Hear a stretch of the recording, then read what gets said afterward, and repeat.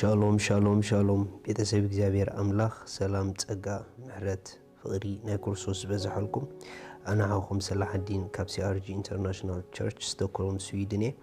ሎም ድማ ነዚ መዓልቲ ዝኸውን ናይ ብርሃን ቃል ሓቢርና ክንካፈሊና ሎም እንካፈሎ ቃል ኣገዳስነት ምቱርጋም ቋንቋታት ዝብል እዩ ኣገዳስነት ምቱርጋም ቋንቋታት ምክንያቱ በቋንቋታት ምቱርጋም ክሳዕ ክንደይ ኣገዳስ ምዃኑ ክሳዕ ክንደይ ኣድላይ ምዃኑ ክሳዕ ክንደይ ድማ ጠቃሚ ምዃኑ ሓቢርና ክንርኢና ብዙሕ ሰብ በቋንቋ ንኽጽሊ ይደሊ በቋንቋ ድማ ብዙሕ ጽሊ እዩ ምክንያቱ ነፍስ ወከፍ ዳግም ዝተወልደ ዘበለ ኩሉ በቋንቋታት ክጽሊ ራይት ስለ ዘለዎ ምክንያቱ ናይ መንፈስ ናይ ውሽጢ ጸሎት ስለ ዝኾነ ዳግም ዘይተወልደ ግን ነዚ ነገር ክገብሮ ኣይክእልን እዩ ስለዚ እቶም በቋንቋታት ዝጽልዩ በብዝሒ ሰብ ኣብ በቋንቋ ምጽላይ ዘድህብ ነገር ግን ኣብ ምቱርጋም ናይቲ ዝጽልዩ በቋንቋ ግን ብዙሕ ሰብ ኣይቕልብን ይናቡ ነገር ግን ምቱርጋም በቋንቋታት ምጽላይ ግን ኣዝዩ ኣብ ህይወትና ኣዝዩ ዓብ ጥቕሚ ኣለዎ ክብርና ኣምላኽ ይኹን መጽሓፍ ቅዱስ ቀዳማይ ቆሮንቶስ ምዕራፍ 14 ከምዚ ይብል ጥቕሲ 13 በቋንቋ ጓና እንተ ጸሊኹ መንፈሰይ እዩ ዝጽሊ ናይ መንፈስ ጸሎት ስለ ዝኾነ ኣእምሮይ ግና ብዘይ ፍሬ ስለዚ እቲ በቋንቋ ዝዛረብ ምቱርጋሙ ምእንቲ ክከኣሎ ይጸሊ ዋው ዘገርም ነገር እዩ ምቱርጋሙ ምእንቲ ክከኣሎ ይጸሊ ኢሉ መጀመርታ ሓደ ነገር ክነግረኩም ዝደሊ እቲ በቋንቋታት እንጽልዮ ጸሎት ንዕኡ ወሃቢ መንፈስ ቅዱስ እዩ እንተ ደኣ ወሃቢ ናይቲ ቋንቋታት መንፈስ ቅዱስ ኮይኑ ተርጓሚ ናይቲ ቋንቋታት ሰብ ክኸውን ኣይክእልን እዩ ናይ በቋንቋታት ምጽላይ ተርጓሚኡ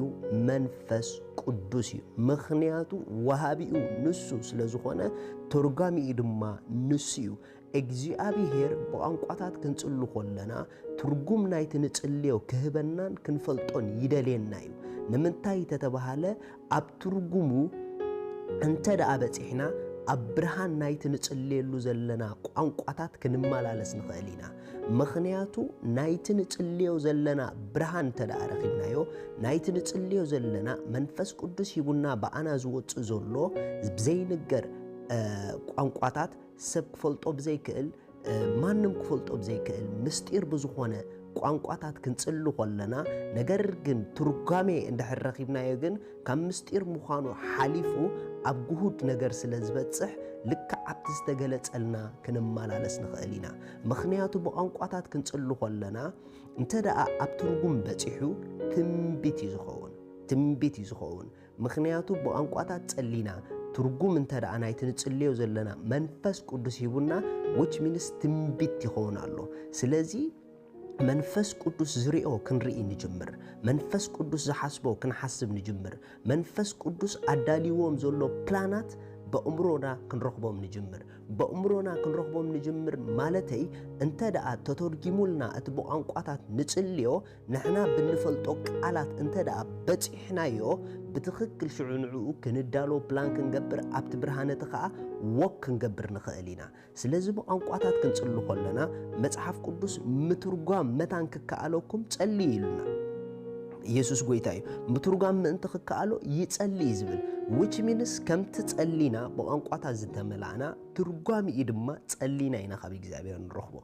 ስለዚ እግዚአብሔር ክንሓቶ ስለቲ ንጽልዮ ዘለና ይደልዩ ንምንታይ ተተባሃለ ምስ ሓተትናዮ ክገልጸልና ስለ ዝኽእል መጽሓፍ ቅዱስ ሕተቱ እዩ ዝብል ይስኳሕኩሑ እዩ ዝብል ገለገለ ነገራት እንተ ዘይተገዲስናሎም እንተ ዘይሓቲትናዮም መልስን ምግላጽን ዘይንረኽበሎም ነገራት ኣሉ ስለዚ ስለቲ በቋንቋ ንጽልዮ ኣቅድሚ እግዚአብሔር ትርጓሚኡ ክንሓትት እንድሕር ጀሚርና መንፈስ ቅዱስ ናይቲ ንጽልዮ ዘለና ቋንቋ ትርጓመ ክህበና ይኽእል እዩ ሜቢ ብዛዕባ መጻኢና ክኸውን ይኽእል ብዛዕባ ኣገልግሎትና ክኸውን ይኽእል ብዛዕባ ቤተሰብና ክኸውን ይኽእል a lot of thing እቲ መንፈስ ዝፈልጦም ነገራት ንሕና እውን ክንፈልጦም ንጅምር ንሕና እውን ክንርድኦም ንጅምር ሽዑኡ ልክዕ እቲ መንፈስ ዝፈለጦ ነገር ምስተገለጸልካ ኣብ ኮንፊዥን ኣብ ጥርጥር ኣይትነብርን ኢኻ ኣብ ጉሉጽ ዝኾነ ዓለም ክትነብር ትጅምር ኣብ ጉሉጽ ዝኾነ ጎደና ክትጓዓዝ ትጅምር ዋይ ተተባሃለ እቲ መንፈስ ዝሪኦ ክትርኢ ስለ ዝጀመርካ መንፈስ ቅዱስ ዝሓስቦ ክትሓስብ ስለ ዝጀመርካ መንፈስ ቅዱስ ዝብሎ ክትብል ስለ ዝጀመርካ ስለዚ ብቋንቋታት ክንጽሉ ከለና እግዚአብሔር ዘዳለወልና ዓበይቲ ኣጀንዳታት ኣብ ቋንቋታት ስለ ዘለዉ ንእግዚአብሔር ጎይታ እዚ ጽልየ ዘለኹ መታ ናብናቱ ብርሃን ክመላለስ ትርጓሚኡ ሃበኒ ንበሎ ልክዕ ከምኡ ምስ በልናዮ እሱ ድማ ንውሽጥና ፍሰት ናይ ትርጓሚኡ ከእትወልና ክጅምር እዩ ትርጓሚኡ ክበና ክጅምር እዩ ኢየሱስ ንዘለዓለም ጎይታ እዩ መጽሓፍ ቅዱስ ከምዚ ኢሎ ኣብ ቀዳማይ ቆሮንቶስ ምዕራፍ 4:5 ስለዚ ኩላትኩም ብቋንቋታት ክትዛረቡ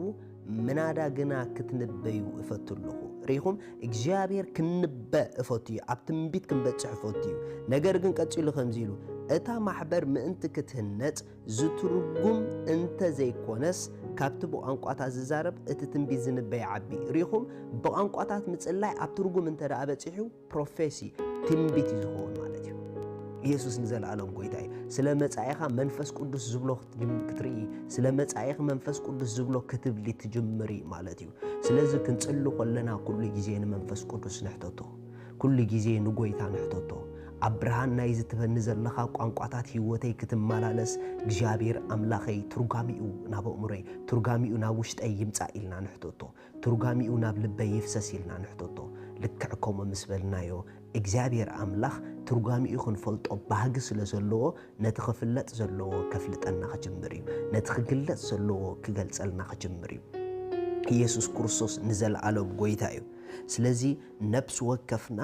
ናይ ብቋንቋ ምጽላይ ትርጓመ ክሳብ ክንደይ ምቱርጋም ሓይሊ ከም ዘለዎ ክሳዕ ክንደይ ምቱርጋም ብቋንቋታት ምጽላይ ኣብ ህይወትና ዓብ ለውጥን ጽልዋን ከምጽእ ከም ዝኽእል ክንሓስብ ይግበአና እዩ ምኽንያቱ ካብቶም ጥራሕ ብቋንቋታት ድጽልዩ እቶም ኣብ ትርጉም ድበጽሑ ይበልጹ ንምንታይ ተዳኢልኩምኒ እቶም ኣብ ምቱርጋም ቋንቋታት ድበጽሑ ትርጉም ናይቲ ድጽልይዎ ዘለዉ ክረኽቡ ድጀመሩ ሰባት ኣብቲ ብርሃን ናይቲ ትርጉም ህይወቶም ክትመላለስ ብቐሊሉ ትኽእል እያ ብቋንቋታት ምጽላይ ኣብ ህይወት ናይ ክርስትና ብጣዕሚ ኢምፖርታንት እዩ ብጣዕሚ ጠቃሚ እዩ ስለዝተተርጎመ ጥራሕ ደይኮነ ከይተተርጎመውን ብጣዕሚ ጠቃሚ እዩ ነገር ግን ኣብ ምቱርጋም እንተበጽሒኻ ብስበለጽኻ ጠቃሚ እዩ ስለዚ ቶም ብቋንቋታት ትጽልዩ ሰባት መመሊስኩም ወስኹ መመሊስኩም ጸልዩ መመሊስኩም ግዜ ውሰዱ ምኽንያቱ ካብቲ ሓደ እግዚአብሔር ነትሱ ዘዳለወልና ኣጀንዳ ብምልኣት ክንፍጽሞ ከፈጽመና ዝኽእል መንገድን ድምፅን ዝሃበና ብቋንቋታት ምጽላዩ ብትግርኛ ጸሊና ክንበጽሖም ዘይንኽእል ብቋንቋታት ጸሊና ከነካናውኖም ንኽእል ብዙሕ ነገራት ኣለዉ ምኽንያቱ ብቑዕ ዝኾነ ምስቲ ናይ እግዚአብሔር ኣጀንዳ ዝኸይድ ካብ ትግርኛና ንላዕሊ ካብ ቋንቋና ንላዕሊ ብቋንቋታት ምጽላይ ብልሳን ምጽላዩ ማለት እዩ ስለዚ ኣምላኽ ሰማይ ይባርኽኩም ካብ ሎሚ ጀሚርኩም ነቲ ካብ ኣፍኩም ዝወፅእ ናይ ልሳን ጸሎት ኣብ ቅድሚ እግዚአብሔር ትርጉሙ ንምፍላጥ ሃንቀው ንበል ንጸበ ንሕተት እግዚአብሔር ድማ ትርጉሙ ክበናዩ ኣብ ብርሃኑኻ ህይወትና ክትመላለስ እያ ሻሎም